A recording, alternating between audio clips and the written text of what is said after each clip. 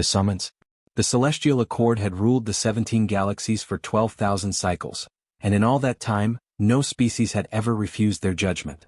The council chamber floated in the void between dimensions, a crystalline sphere where reality bent to accommodate the galaxy's most powerful beings. Ambassador Cale Northwood straightened his uniform as the transport pod materialized inside the chamber. Beside him stood Dr. Sienna Vex, humanity's foremost xenobiologist, and Commander Reese Hawkmore, whose weathered face betrayed nothing of the tension coiling in his muscles. "First time seeing the council?" Sienna whispered, her dark eyes wide as she took in the impossible architecture. "Third," Cale replied, his voice steady despite the weight settling on his chest. "Never gets easier." The chamber stretched endlessly in all directions, yet felt intimate. Hovering thrones encircled a central platform where the three humans now stood.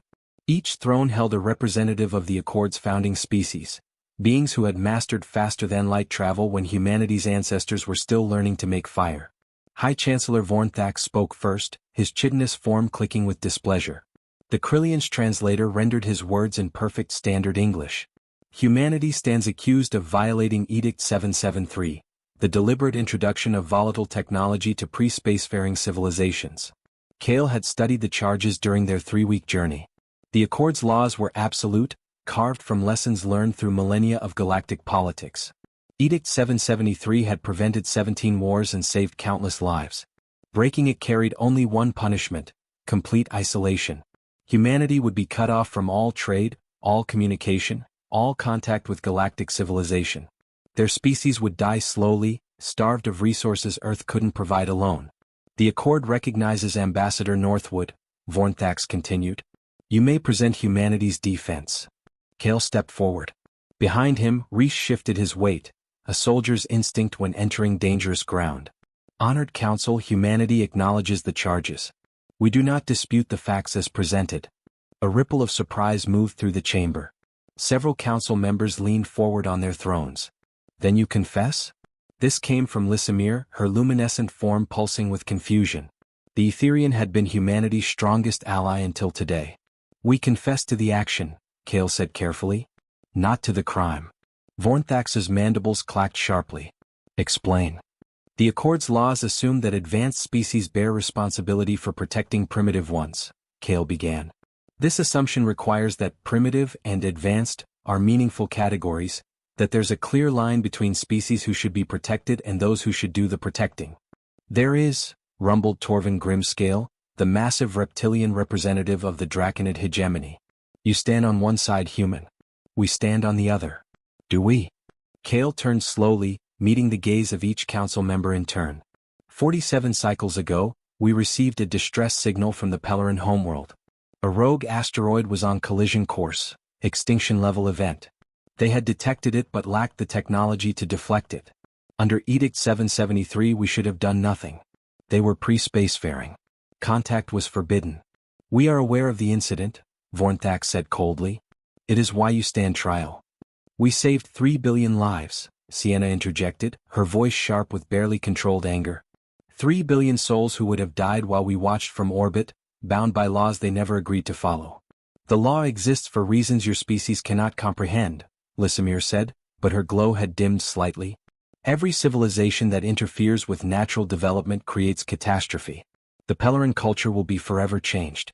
They will worship you as gods. They will abandon their own path." "We thought so too," Cale said. He gestured, and a holographic display materialized above the platform. "This is First Speaker Talon Winterborn of the Pellerin Collective. We're transmitting his message now." The hologram shimmered, resolving into a being of elegant proportions, 6-limbed, covered in iridescent scales, with eyes that held both intelligence and something else. Something the council hadn't expected. "Honored Council," Talon's translated voice filled the chamber. "I speak for my people when I say we are no one's children. The humans did not save us, they gave us the chance to save ourselves.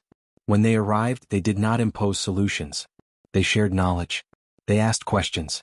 They treated us as equals, not primitives to be managed or protected." The hologram shifted, showing Pellerin engineers working alongside human technicians, both species learning from each other. "We know what your laws say," Talon continued, "that we should have been left to our fate, that our natural development is sacred.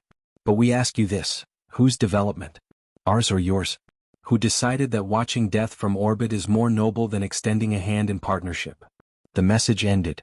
Silence filled the council chamber, a profound, uncomfortable quiet that seemed to compress the very space around them. Vornthax's mandibles worked soundlessly. Torvin's claws scraped against his throne. Even Lysimir's eternal glow flickered with uncertainty. Commander Reese finally spoke, his voice carrying the weight of someone who had seen too many battles. The question before this council isn't whether humanity broke your law. It's whether your law deserves to be followed. Cale Northwood stood straighter, meeting Vornthax's alien gaze without flinching. We do not apologize. And we will not stop. The council chamber fell silent when the humans stood. The ancient precedent. The silence stretched for 17 heartbeats before High Chancellor Vornthax moved. His chitinous fingers danced across a control surface only he could see, and the chamber's walls suddenly flickered with images, historical records from the Accord's oldest archives. You claim moral high ground, Vornthax said, his translator rendering cold fury into human speech. But you are not the first to make such claims. You are not even the 100th. The images showed species after species standing in similar chambers, making similar arguments. Each one had believed they were different, special, chosen to break the ancient rules. The Vorans thought as you do, Lysimir said softly, her luminescence dimming to a gentle amber. They shared their technology with the Kelith people, believing partnership would transcend the old warnings. Within 2 generations, the Kelith had fractured into 17 warring factions, each armed with weapons they barely understood. 4 billion died before we could intervene. New images appeared, burning worlds, dying civilizations, the terrible price of good intentions. But Sienna was ready. She'd anticipated this argument during the long journey to the council. May I address the Voran example? Vornthax gestured assent, though his posture radiated skepticism. The Vorans shared technology, Sienna said, pulling up her own data streams. They gave the Kelith weapons, ships, power sources, but not context. Not understanding. They treated the Kelith like children receiving gifts, not partners in a dialogue. She manipulated the holographic display, pulling up detailed reports from the Pellerin intervention. Observe what humanity did differently. We didn't give the Polarans our deflection technology. We worked with their scientists to understand the asteroid's composition, trajectory, and mass. We asked questions: what resources do you have? What principles of physics have you already discovered? What solutions have you considered? The display showed human engineers sitting beside Pellerin scientists, both species sketching equations on shared screens. There was no hierarchy in those images, no sense of superior teaching inferior. The deflection system that saved Palara wasn't human technology, Sienna continued. It was a hybrid design. The Polarans contributed a gravitic resonance principle we'd never encountered. We contributed manufacturing techniques they hadn't developed. Together, we created something neither species could have achieved alone.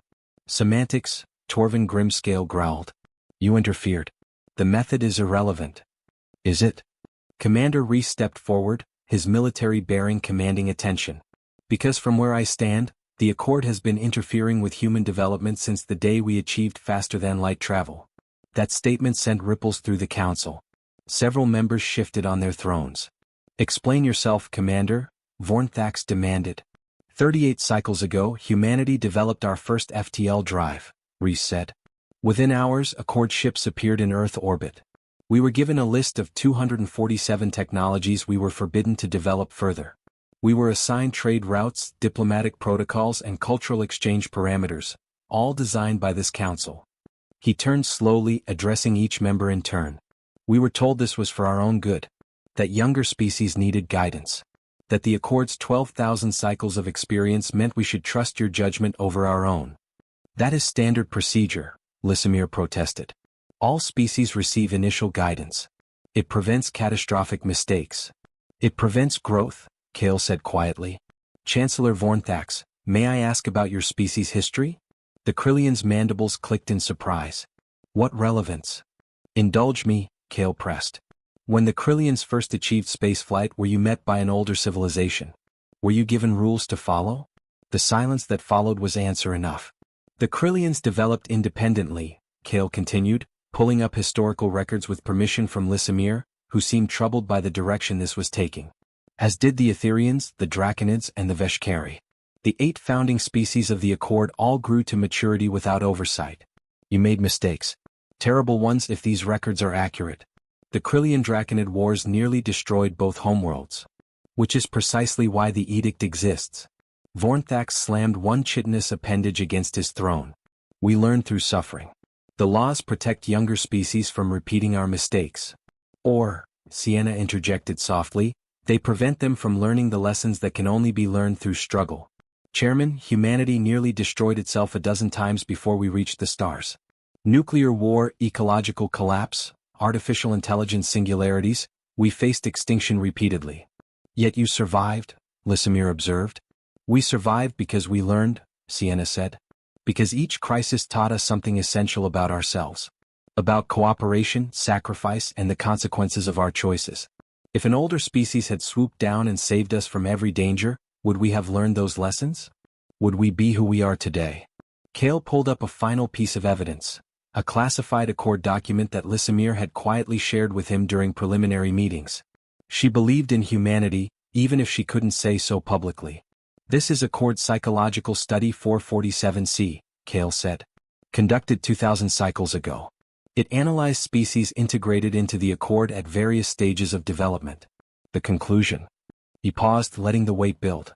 Species given extensive guidance showed reduced innovation, decreased problem-solving capacity, and increased dependency on Accord resources. Species allowed to develop independently showed the opposite traits. That study was suppressed, Vornthax said sharply. Because it contradicted the Accord's entire philosophy, Reese finished. You built a system that keeps younger species dependent. Not to protect them, to protect yourselves. The council chamber fell silent again, but this time the quality was different. This time, uncertainty rippled through the gathered powers like wind across water. The challenge? Council member Thane Darkwater was the first to break the silence. The Aquarian's translucent form rippled with colors that indicated deep thought, blues and purples swirling through his liquid body. Let us assume for a moment that your accusations have merit, Thane said, his voice like water flowing over stones. Let us assume the Accord has been overcautious. What alternative do you propose? Chaos? Allowing every species to stumble through development, risking not just themselves but their neighbors. Kale had been waiting for this question. We propose the Collaborative Development Initiative. He gestured, and a new holographic display materialized. A detailed framework that he, Sienna, and Reese had spent months developing with input from sympathetic Accord scholars. Current Accord policy divides the galaxy into two categories, Kale explained. Pre-spacefaring species who are isolated and protected, and spacefaring species who are integrated and regulated. We propose a third path, partnership without dominance. The display showed a flowchart of principles rather than rules. Sienna stepped forward to elaborate. When an advanced species encounters a developing civilization facing existential crisis, intervention should follow these guidelines. First, establish communication as equals, not saviors to victims. Second, share knowledge and methods, not just solutions. Third, respect the developing species' right to choose their own path, even if it differs from ours. This is madness, Torvin Grimscale rumbled. You would give weapons to children. We would treat thinking beings with dignity, Reese countered. There's a difference between a child and a civilization that survived for millennia on its own terms. Vornthax's mandibles clicked rhythmically, a Krillian gesture of deep consideration. And if these civilizations choose wrongly? If they use shared knowledge to wage war or destroy themselves? Then they make the same choices your species made, Kale said bluntly. The same choices humanity made. The right to fail is inseparable from the right to succeed. You can't have meaningful growth without genuine risk. A new voice entered the debate, Council Member Zareth Brightforge representing the Luminari Collective. His crystalline body refracted light into rainbow patterns as he spoke. I have studied human history extensively. Ambassador Northwood, your species very nearly destroyed itself with atomic weapons. Had an advanced civilization been watching, should they have intervened? Kale met the Luminari's multifaceted gaze. I believe they should have offered to talk. To share their own experiences with such weapons. To answer questions if we asked. But the choice to step back from the brink?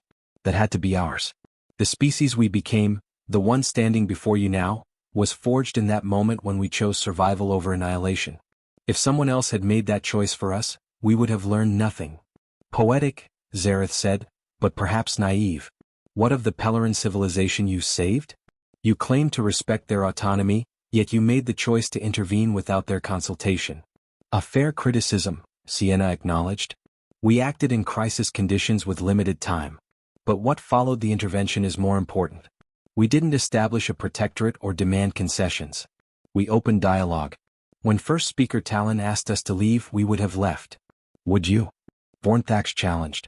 Or would you have found reasons to stay to guide them further? This is how dependence begins, with good intentions. Kale pulled up another display. This is the Treaty of Mutual Recognition that humanity signed with Palara 3 weeks after the asteroid deflection. It establishes both species as sovereign equals. It requires explicit consent for any future interaction. It includes a clause allowing either party to terminate all contact with 6 months' notice. He let that sink in before continuing. The Polarans could cut ties with humanity tomorrow if they chose. They maintain that power. That's the difference between our approach and yours. We don't build systems of dependency, we build bridges that either party can choose to cross or burn. Lysimir's glow shifted to a warm golden color, approval or at least interest. And if every advanced species followed this model? If we dissolve the protective edicts entirely? What prevents a galactic free-for-all, with unscrupulous civilizations exploiting vulnerable ones? The same thing that prevents it now, Reese said. Collective consequences. The Accord can still maintain standards of conduct. The difference is those standards would focus on preventing exploitation, not preventing contact. Kale expanded the holographic framework. Under the Collaborative Development Initiative, it would still be illegal to conquer pre-spacefaring worlds, to steal their resources, or to manipulate them for strategic advantage. But it would be legal, encouraged even, to answer their calls for help, to engage in cultural exchange and to build genuine partnerships. You ask us to rewrite 12,000 cycles of law, Vornthax said slowly. To abandon principles that have maintained galactic stability for longer than your species has existed. I ask you to examine whether that stability is built on wisdom or fear, Kale replied. And whether the cost of maintaining it, the civilizations left to die, the potential never realized, the partnerships never formed, is worth it. Thane Darkwater rippled with contemplative colors. This is not a decision to be made in a single session. The charges against humanity remain, but perhaps the trial has revealed questions larger than those charges. Vornthax's mandibles stilled. When he spoke again, his tone carried the weight of authority accumulated over centuries. The Council will adjourn to consider these arguments. Humanity will remain in custody pending our decision. The 3 humans exchanged glances. They had achieved more than they dared hope, but the battle was far from over. The testimony. The humans were escorted to a holding chamber that existed in the same impossible space as the Council room. Kale paced while Sienna studied data streams on her tablet, and Reese stood perfectly still, a soldier's meditation. We rattled them, Sienna murmured. Did you see Lysimir's glow pattern? She's reconsidering everything. Rattling them isn't enough, Kale said. We need conversion, not just consideration. Vornthax is the key. He's held this council together for 3,000 cycles. If he doesn't shift, the others won't risk breaking with him. Before Reese could respond, the chamber's walls shimmered. A figure materialized, not physically present but projected. Council member Zareth Brightforge, the Luminari representative. I am violating procedure by contacting you, Zareth said without preamble. His crystalline voice carried harmonics that suggested urgency. But you need to understand what you're truly facing. Kale stopped pacing. Explain. The Accord is not just an alliance, it's a defense mechanism, Zareth said. 12,000 cycles ago, before the current edicts, there was an incident. The Convergence War. 3 advanced civilizations encountered primitive species simultaneously, and each tried to claim them as client states. The conflict escalated until 17 star systems were rendered uninhabitable. Sienna looked up from her tablet. That's not in any public record. Because it's the Accord's founding shame, Zareth explained. The Accord was built on that catastrophe. Every edict, every restriction traces back to lessons learned from that war. When Vornthax speaks of protecting younger species, he's not being abstract. His own homeworld nearly burned in the Convergence. So the Accord's position isn't philosophical, it's trauma response, Reese said quietly. Precisely. And trauma is difficult to reason away with logic. Zareth's crystalline form refracted light in a pattern suggesting worry. There's something else. Before the Council reconvenes, you'll face additional witnesses. Species that claim humanity has already caused harm through interference. Who? Kale demanded. The Veshkari Dominion is bringing evidence. And they have been among humanity's critics from the beginning. The projection faded, leaving the three humans in troubled silence. 6 hours later they were summoned back to the council chamber. The atmosphere had changed. More council members were present now, including several who rarely attended sessions. Kale recognized them from historical records. Ancient beings whose species had witnessed galactic history unfold across millennia. The council recognizes Ambassador Veshinar of the Veshkari Dominion, Vornthax announced. A serpentine figure materialized on a secondary platform. The Veshkari's scales glittered like oil on water, and her triple-forked tongue tasted the air as she regarded the humans with evident distaste. Humanity speaks of partnership and respect, Veshinar began, her sibilant voice carrying undertones of accusation. But their actions tell different stories. 3 cycles ago, a human expedition encountered the Kixer people, a species 50 cycles from developing spaceflight capability. The humans initiated contact, claiming the Kixer had requested help with a medical crisis. A holographic display showed a world of elegant towers and crystalline architecture. Then it showed hospitals filled with dying beings, a plague sweeping through the population. The Kixer were facing extinction from a viral outbreak, Veshinar continued. Humanity intervened without a court approval. They introduced genetic treatments, medical technology and pharmacological knowledge centuries beyond the Kixer's development. We saved them, Sienna protested. You doomed them, Veshinar hissed. Show the council what happened next. The display shifted. The same world 6 months later. But now the elegant towers were partially abandoned. The streets showed signs of civil unrest. The hologram zoomed in on Kixer citizens arguing, some brandishing weapons, others weeping. Your intervention caused a cultural schism, Veshinar explained. Half the Kixer population believes the humans are divine saviors. The other half sees the intervention as proof that their traditional beliefs and practices are worthless. Families are divided. Their global government has fractured into competing factions. You didn't save a civilization, you shattered it. Kale felt his stomach drop. He remembered the Kixer mission. It had been led by Dr. Marcus Chen, one of humanity's most idealistic first contact specialists. Marcus had been so certain they were doing the right thing. The plague would have killed 90% of their species, Kale said, but his voice lacked its earlier conviction. Perhaps, Veshinar agreed. Or perhaps they would have found their own solution. Or perhaps that plague was a crucial evolutionary filter. A tragedy, yes, but one that might have unified their species through shared suffering and triumph. Now you've stolen their story and replaced it with yours. They will spend generations debating whether they survived on their own merits or as charity cases. Lysimir's glow dimmed to a sorrowful blue. Ambassador Northwood, do you have a response? Kale exchanged glances with Sienna and Reese. They had prepared for many arguments but not this. Not the evidence of their own failure. We made mistakes, Kale said finally.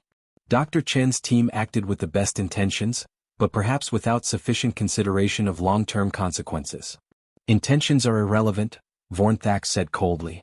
Results are what matter. The Kixer were harmed by your intervention. This is precisely what the edict prevents. But Reese was studying the holographic images with a soldier's eye for detail. Something didn't add up. Ambassador Veshinar, when were these images captured? 2 months ago, the Veshkari replied. And how did you obtain them? The Kixer system is under human observation protocols. Veshinar's scales rippled with irritation. The Accord maintains its own monitoring capabilities. Show us the unedited footage, Reese demanded. With full metadata. The council chamber fell silent again, but this time with anticipation rather than judgment. The revelation. Vornthax's mandibles clicked sharply. Commander Hawkmoor, you accuse a council member of deception? I accuse someone of incomplete disclosure, Reese replied carefully. Ambassador Veshinar shows us civil unrest and cultural division. But those images are carefully selected. I want to see the full picture. Veshinar's scales rippled with colors suggesting offense. The evidence speaks for itself. The Kixer civilization is fracturing. Then you should have no problem showing us complete surveillance data, Sienna interjected, pulling up her own tablet. Because I've been receiving weekly reports from Dr. Chen's follow-up team. And while there has been social disruption, the situation is more complex than you've presented. Zareth Brightforge leaned forward on his throne. If there is additional context, the council should see it. Ambassador Veshinar, provide the complete surveillance files. For a moment, the Veshkari representative hesitated, a brief flicker of uncertainty that Kale caught. Then she gestured and new holographic data flooded the chamber. Sienna was ready. She'd been studying the Kixer situation obsessively since learning they might be called as evidence against humanity. Her fingers danced across her tablet, pulling specific segments from the massive data stream. Yes, there's civil unrest, Sienna said as new images appeared. But look at the context. This gathering isn't a riot, it's a debate. The Kixer are arguing about their future, yes, but they're doing it in civic forums, not with violence. The images showed Kixer citizens filling vast amphitheaters, speaking passionately but respectfully. Signs of disagreement, certainly, but not chaos. And this abandonment of their cities? Sienna continued, pulling up more footage. That's not abandonment. They're building new research facilities on the outskirts. Look, those structures are laboratories. The Kixer scientists are expanding their medical research capabilities, trying to understand the treatments that saved them. Kale picked up the thread. Ambassador Veshenaire showed us a civilization in crisis. But that crisis isn't cultural death, it's growing pains. The Kixer aren't shattering. They're evolving. Semantics, Vornthax said, but his tone was less certain than before. Is it? Kale pulled up a final piece of evidence, a transmission recorded just 3 days ago. This is Chancellor Kixanael, the elected leader of the Kixer Unified Council. We received permission to share this testimony. The hologram shifted, showing a being of crystalline beauty, her transparent carapace revealing the complex biological systems beneath. Kixanael spoke in her native language, translated by the Council's systems. Honored members of the Celestial Accord, Kixanael began. We understand we are the subject of debate in your chambers. We understand that our salvation has become evidence in a trial about the nature of intervention. Her multiple eyes focused with intensity that transcended species barriers. I will not lie to you. The arrival of humanity changed us. When they cured the Crimson Plague, they didn't just save lives, they shattered our understanding of our place in the universe. We learned we weren't alone. We learned our medicine was primitive. We learned that problems we thought insoluble could be solved. She paused, and in that pause, Kale saw the weight of leadership, a burden he recognized from his own experience. This knowledge has been difficult, Kixanael continued.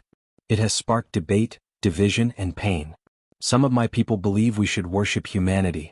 Others believe we should reject everything they brought. Most of us are somewhere in the middle, trying to understand what this means for who we are and who we might become. The Kixer leader's expression shifted to something like defiance. But I say this, we would rather face these questions than face extinction. We would rather struggle with the complexity of first contact than die in ignorance. The humans didn't rob us of our story, they added chapters we couldn't have written alone. She looked directly at the camera, as if she could see through it to the Council itself. If you punish humanity for saving us, you tell every threatened civilization in this galaxy that their lives matter less than your comfort. That you would rather maintain order than offer help. We reject that philosophy. We stand with humanity. The transmission ended. The council chamber remained silent for exactly 5 seconds before Thane Darkwater spoke, his liquid form rippling with evident emotion. The Kixer have spoken for themselves, Thane observed. They claim partnership, not victimhood. Ambassador Veshenaire, do you have evidence that contradicts their own testimony about their own experience? Veshenaire's scales had lost their earlier confidence. The long-term effects remain unknown. In 50 cycles, in 100, in 12,000 cycles, we've learned to predict every outcome? Lysimir interrupted, her glow shifting to challenging amber. We claim perfect foresight? Because I recall the Accord itself has made errors in judgment. The Torellian quarantine incident, for instance, where we isolated a species we deemed too dangerous, only to discover we'd misunderstood their biology entirely. Vornthax's mandibles clicked in what might have been discomfort. The Council has indeed made mistakes. But that is an argument for caution, not for abandoning caution entirely. Is it caution, Kale asked softly, or is it control? High Chancellor, you said the Accord was built on the ashes of the Convergence War. You built systems to prevent that catastrophe from repeating. But perhaps in preventing one kind of tragedy, you've created another, the tragedy of potential never realized, of partnerships never formed, of civilizations left to die because helping them violated the rules. You speak of things you don't understand, Vornthax said, but there was less conviction in his voice than before. Then help me understand, Kale replied. Because from where I stand, the Accord has confused safety with stagnation. The silence that followed felt like a turning point. The division. High Chancellor Vornthax rose from his throne, a gesture so rare that several council members visibly startled. In his 3,000 cycles of leadership, the Krillian had maintained the image of immovable authority. Now that image showed cracks. The council will recess for deliberation, Vornthax announced. All parties will. No. The word came from Lysimir. The Etherian's luminescence had shifted to brilliant white, a color none present had seen from her before. High Chancellor, with respect, I invoke my right as a founding member to demand immediate council vote on a motion. Vornthax's mandibles froze mid-click. Council member Lysimir, this is unprecedented. We have not even concluded evidence presentation. We have seen enough, Lysimir said, her glow intensifying. I move that the charges against humanity be dismissed and that this council immediately convene a committee to review Edict 773 and all related non-interference protocols. The chamber erupted. Not with sound, most council members lacked vocal cords in any human sense, but with a storm of translated objections, questions and exclamations that the chamber's system struggled to parse. Torvin Grimscale slammed one massive claw against his throne. This is madness. We cannot rewrite fundamental law based on emotional appeals and cherry-picked evidence. Can we not? Zareth Brightforge's crystalline form refracted light in patterns suggesting fierce determination. I second Lysimir's motion. The humans have raised questions we've avoided for millennia. Perhaps it's time we face them. The questions are irrelevant. Veshinar hissed, her scales flashing with agitation. The law exists to prevent chaos. To prevent another convergence. Would you risk 17 star systems for philosophical debate? I would risk examining whether our fear has become tyranny, Lysimir replied. High Chancellor, the motion has been made and seconded. You must call for a vote. Kale watched Vornthax carefully.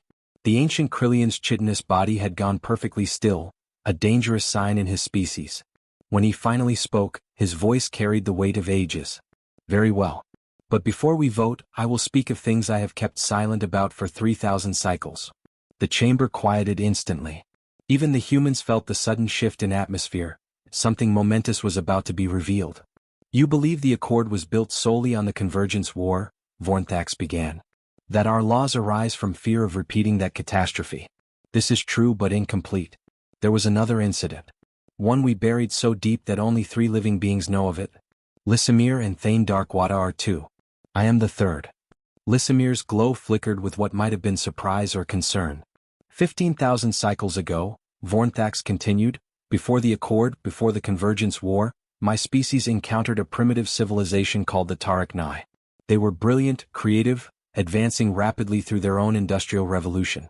And they were dying from environmental collapse, the same mistakes my people had made millennia before. He paused, and in that pause, Kale saw genuine pain cross the Krillian's alien features. We intervened. We shared our ecological restoration techniques. We taught them sustainable energy. We believed we were saving them.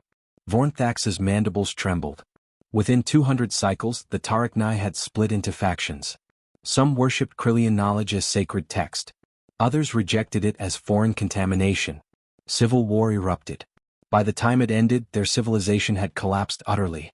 Not from environmental disaster, but from the divisions we created by interfering. The hologram showed ruins, beautiful architecture reduced to rubble, a once vibrant world gone silent. The Tarakni still exist, Vornthax said quietly. But they number only a few thousand, living in scattered tribes, their history forgotten. We destroyed them with our good intentions. This is why I have enforced the edict so strictly. This is why I cannot permit the kind of intervention humanity practices. Silence gripped the chamber. Even Reese, rarely moved by alien testimony, looked shaken. But Sienna was studying the data with clinical precision. High Chancellor, may I examine the full historical record of the Tarakni intervention? It is sealed, Vornthax said. Unseal it, Sienna pressed. If we're making decisions based on this precedent, the Council deserves complete information. Vornthax hesitated, then gestured. Massive data streams flooded into the chamber's systems. Sienna's fingers flew across her tablet, parsing information at a speed that suggested she was using AI assistance. After 30 seconds she looked up. The Krillians shared technology. They built infrastructure. They established educational systems teaching Krillian methods. But I don't see evidence of dialogue. of asking the Tarakni what they wanted, of treating them as partners rather than students. We saved them from extinction, Vornthax protested. You saved them from one kind of death and delivered them to another, Sienna said, but her voice was gentle, not accusing. High Chancellor, I'm not saying your intervention was malicious. But it wasn't partnership. It was paternalism. You decided what the Tarakni needed, then imposed that vision upon them. Kale saw his opening. This is the core difference between what the Accord has practiced and what humanity proposes. You've been so afraid of repeating your mistakes that you've stopped trying to learn from them. The solution to failed intervention isn't isolation, it's better intervention. Intervention based on respect, dialogue and genuine partnership. Pretty words, Torvin rumbled. But how do we know humanity won't repeat our failures? We won't, Reese said bluntly. We'll make different failures. Because that's what growing civilizations do. We'll stumble. We'll cause unintended harm. But we'll learn, adapt, and try to do better. That is not acceptable, Veshenaar insisted. Then what is? Kale challenged. Perfection? Because the Accord hasn't achieved that either. You've just traded one kind of tragedy for another. The decision. The vote was called in silence that felt heavier than gravity. Council members will indicate their position on Council Member Lysimir's motion, Vornthax said, his voice carrying none of its usual authority. Dismissal of charges against humanity and immediate review of Edict 773. Those in favor? Lysimir's form blazed with brilliant white light.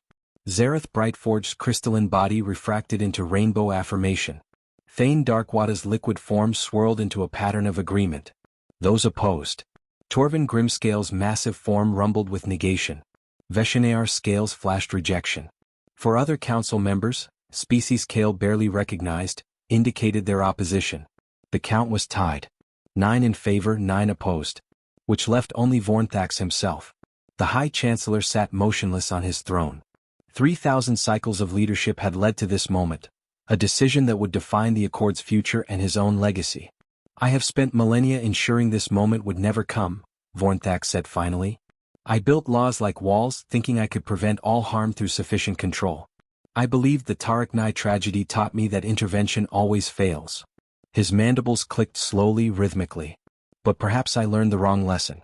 Perhaps I should have learned that poorly conceived intervention fails, and that the solution is not to abandon intervention, but to approach it with wisdom rather than arrogance. He looked directly at Kale, and in that alien gaze the human ambassador saw something unexpected. Hope struggling against fear. The humans are right about one thing, Vornthax continued.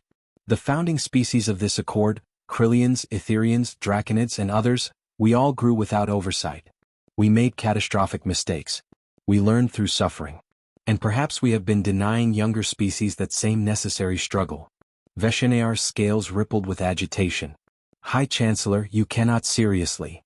I cast my vote in favor of the motion, Vornthax said clearly. The charges against humanity are dismissed. Edict 773 will undergo comprehensive review. The chamber erupted in chaos.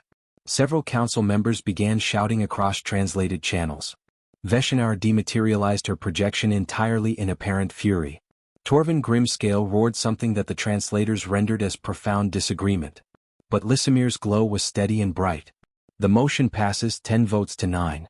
Humanity is cleared of all charges. This session is concluded. In the transport pod carrying them away from the council chamber, Kale finally allowed himself to breathe fully. Beside him, Sienna was shaking, not from fear but from the adrenaline finally working through her system. Even Reese looked shaken. We did it, Sienna whispered. We actually did it. We started something, Kale corrected. The real work begins now. Reviewing the edict, drafting new protocols, convincing the skeptical council members. One battle at a time, Ambassador, Reese said with the ghost of a smile. Today we changed the galaxy's trajectory. That's enough. The transport pod materialized aboard the human diplomatic vessel Endeavor. Captain Rachel Stormwind was waiting, her face tight with tension. Well? Charges dismissed, Kale reported. And the council is reviewing the edict. Rachel's expression transformed into a grin. Then Earth is going to want to throw you a parade. Fair warning. But Kale was already thinking ahead. Captain, send a message to First Speaker Talon Winterborn on Palara. Tell him what happened. Tell him that his testimony made the difference. Already composing it, Rachel confirmed. As the Endeavour prepared to depart the transdimensional space around the council chamber, a private communication request came through. Lysimir's luminous form appeared in holographic projection. Ambassador Northwood, I wanted to speak with you before you departed, the Etherian said. What happened today was unprecedented. You've fractured 12,000 cycles of precedent. I hope we've improved it, not just broken it, Kale replied carefully. Time will tell. But understand this, you've made powerful enemies. Veshinar and her faction will not accept this decision gracefully. They'll work to undermine the review process, to preserve the edict in all but name. We expected resistance, Sienna said. Expect more than resistance. Expect sabotage. Lysimir's glow dimmed to warning amber. There are those who believe the old ways are the only safe ways. They'll point to every failure, every unintended consequence of intervention, as proof that humanity's approach is dangerous. Then we'll have to prove them wrong, Reese said simply. Lysimir's glow shifted to something like amusement. I suppose you will. One more thing, Vornthax asked me to give you a message. He said to tell you that changing hearts is harder than changing laws. The council may have voted to review the edict, but convincing the galaxy to embrace a new philosophy will take generations. Kale nodded slowly. Then it's fortunate that humanity is patient when it matters. Are you? Lysimir asked. Because the council will be watching. Every human intervention from this point forward will be scrutinized. One significant failure could undo everything you've accomplished today. We understand the stakes, Kale assured her. We'll proceed carefully. See that you do. The galaxy is watching, Ambassador Northwood. You've convinced the council to consider a new path. Now you must prove that path leads somewhere worth going. The transmission ended, leaving the three humans alone with the weight of what they'd achieved and what they'd committed humanity to pursuing. No pressure, Sienna said dryly. Kale moved to the viewport, watching the stars shimmer as the Endeavour prepared for the jump to faster-than-light travel. Somewhere out there were thousands of civilizations, some reaching for the stars, others facing existential threats, all navigating the complexities of existence. The Accord had spent 12,000 cycles trying to protect them through isolation. Now humanity would try something different. Protection through partnership, growth through collaboration, wisdom through shared experience. Might fail. The skeptics might be proven right. Human intervention might cause unintended harm. But it might also succeed. It might open possibilities the Accord had never imagined. It might lead to a galaxy where civilizations grew together rather than in isolation. Kale thought about the Polarans, saved from extinction and choosing their own path forward. He thought about the Kixer, struggling with knowledge but choosing that struggle over death. He thought about all the species humanity would meet in the years ahead. The council chamber fell silent when the humans stood, he said quietly. Let's make sure they're glad we did. Behind him, Sienna and Reese stood as well, three humans who had changed the galaxy for better or worse. The Endeavour jumped to FTL, carrying them toward Earth and whatever future humanity would build in this new, uncertain galaxy.